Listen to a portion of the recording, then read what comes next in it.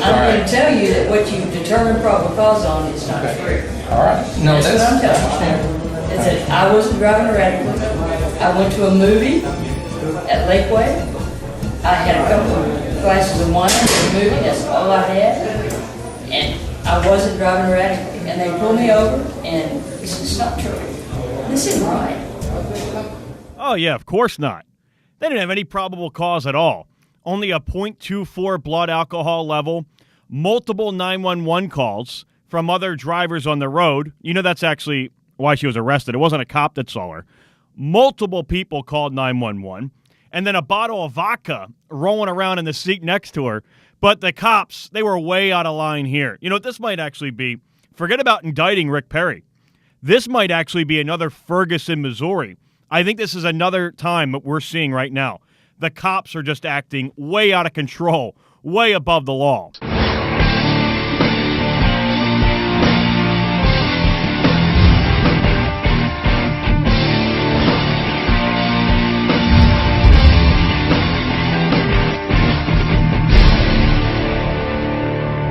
Hello. How are you? Welcome. I am Geoff Harbaugh. You can follow me on Twitter at Geoff Young Repub. That's Geoff Young Repub. And the Roseanne Barr lookalike in the video, that's Rose Marie, and she's the district attorney in Texas. And that's from last year when she was acting like a complete moron, complete idiot. Go on YouTube. There's 10 minutes of it. She had to be restrained. She's telling the police that she's going to come after them. They shouldn't do it. She's innocent. And this is supposed to be a person that enforces the law. And I bring all this up because I want to get into Rick Perry, but I cannot believe how much politics has changed in the last 10 years. And the reason I bring this up, that first of all, you wouldn't even get to the point where Rick Perry had to step in to be able to get this woman to step down. Wouldn't you think a woman like this, who's supposed to be a district attorney, usually just the fact that you would get a DUI would be maybe grounds that you would step down on your own. But then you act like this. You act like a complete moron, a complete idiot, and it's on tape. You would think that the woman would be done. But no, not only is she not done, now, and with some help from some other people, I think, in the government, has found a way, because they have some reasons to be upset with Rick Perry as well. I mean, you got to remember now, Rick Perry, he's the guy that's running around the country, getting businesses to go to Texas because it's pro-business. He's the guy that has just secured the border.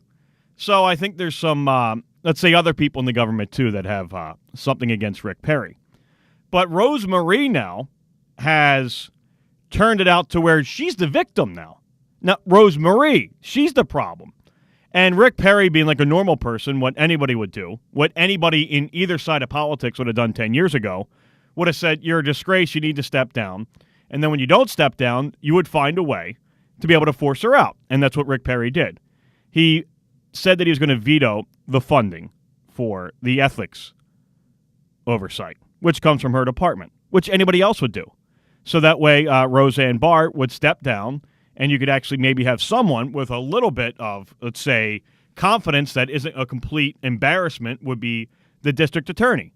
But instead, Rose Marie has turned it down, and now Rick Perry is actually getting indicted over this, over ethics charges. Can you believe this? And look, it's going to be thrown out. Everybody thinks it's a joke. I'm watching Fox News. I couldn't believe it afterwards. Joe Trippi comes on, Democrat strategist. He doesn't even know what to say. He's almost thinks it's a joke. He actually gets April Fool's Day or something. This whole indictment. There's no way it can work. No way it can go through. David Axelrod, one of the most vile, disgusting human beings on earth. One of the dirtiest politicians ever. Barack Obama's campaign manager, chief of staff for the first 4 years, says that it's sketchy. David Axelrod says this. So this is nothing more than a complete joke, but let me tell you why it's going to work a little bit for the Democrats and why it's important. First of all, the media, they're getting into the reporting of this, and just a Republican governor indicted, ethics charges Rick Perry's being brought up on. I mean, you can see the headlines, and that alone looks bad. Rachel Maddow, oh my God, you should have seen her Friday night. The one good thing about this, though, I will say, it is nice to see liberals that almost never experience any joy. You should have seen the joy on Rachel Maddow's face Friday night when she got to be able to report this, that Governor Perry was being brought up on ethics charges. But they don't go into the whole situation. The headlines don't exactly tell you what it's for, and it's a complete joke. So that alone looks bad for it. Now, he's going to have to turn himself in, be arraigned. He's going to have to get fingerprinted. They're going to have to give him a mugshot. Oh, I'm sure the Democrats, they're not going to use that mugshot against him at all in a couple of years when he tries to run for president. So it's, I think, fitting the purpose to where you say to yourself, okay, let's go after Rick Perry. And, well, it's never going to go through. Well, what's the benefit, though? These things take a couple of years. Very well, he could end up running for president, and this could be not settled yet, even though it's a complete joke and not thrown out. So don't think that this is going to work well for the Democrats. And you don't think that they're going to love to put that mugshot in campaign ads, and then people that don't even pay attention to what's going on. Oh, you mean the Rick Perry that's currently under federal indictment?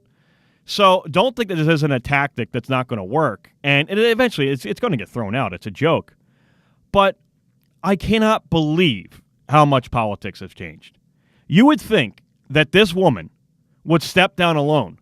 Number two, that even you would say Democrats would go along with. They see this video, all right, you know what? You're an embarrassment. This is an absolute joke. It's something you can't recover from. You got to go away for a couple of years. But no. Now Rosemary, she gets to turn it around on Rick Perry. And now Rick Perry facing 109 years in prison because he decided to veto funding to get the Roseanne Barr look-alike and act-alike out of office, out of power. Incredible. And I just want to do this. I was just trying to think off the top of my head. When it came out, everybody, of course, had the typical reaction. Oh, there it is. It's the Obama administration going after people again. And I just want to do this right now off the top of my head. I'm trying to think of all the people that he's going after. You have Rick Perry here, who's been against Obama, wanted Obama to come down to Texas, wanted him to put troops on the border. He doesn't. Funny, the day that he's actually shaking hands with people, it's in the newspaper, the indictment comes down. Chris Christie, who I don't even like Chris Christie, and I'm from New Jersey. Why don't you go around, because he's under an investigation now, a federal investigation about the bridge closer. Why don't you go ask anybody in New Jersey, Republican or Democrat, about political corruption, and every one of them will give you 15 things, and none of them will be the Bridgegate scandal. It's way worse. So don't tell me that that's not political, because he wants to run for president. Scott Walker wants to run for president. He was actually recalled. He took on the unions. He wins. So then they try and open up a federal investigation on him. It gets thrown out of court because it's a joke. Now it's come back again, the same investigation. So that'd be another guy that can say there's federal investigation. And it's not just with the politicians. It's not just Republicans. I'm thinking about, let's see, S&P, when they downgraded the AAA rating for the nation a couple of summers ago. And I can't imagine why they would do that. I mean, you have an idiot who is leading the nation that releases a budget that never once balances, that could care less about cutting spending at all.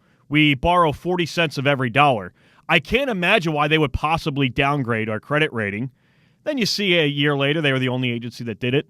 Now they're under a federal investigation about the way that they rate mortgages. Phil Mickelson, the golfer, who had comments about taxes in California and says, I'm paying 2/3 now of taxes. Is that my fair share? Oh, no, he's under a federal investigation for some insider stock trading because they think he might have overheard a tip on the golf course. What does that even mean? How would you even know that anyway, if that's even true? If anything, I bet the Secretary of State, John Kerry's pissed that he didn't get the tip first. Then it goes to the IRS, of course, targeting the Tea Party. Then they get caught. Where's the hard drives? We don't know. It doesn't matter. They don't even get stored on hard drives anyway. It's on servers, but that doesn't matter.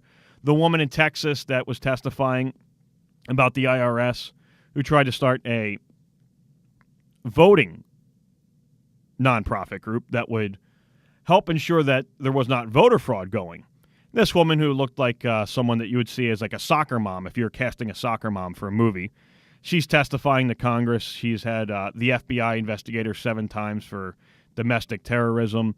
OSHA has levied tens of thousands of dollars in fines for her. So it's a little bit of a pattern. And it just goes on and on.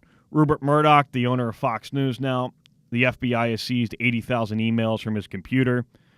Stanley McChrystal, one of the great generals that we had in this country that was over Afghanistan, does a piece in the Rolling Stone where he criticizes Obama and Biden, and the criticism is legit. And then, of course, he's fired the week afterwards.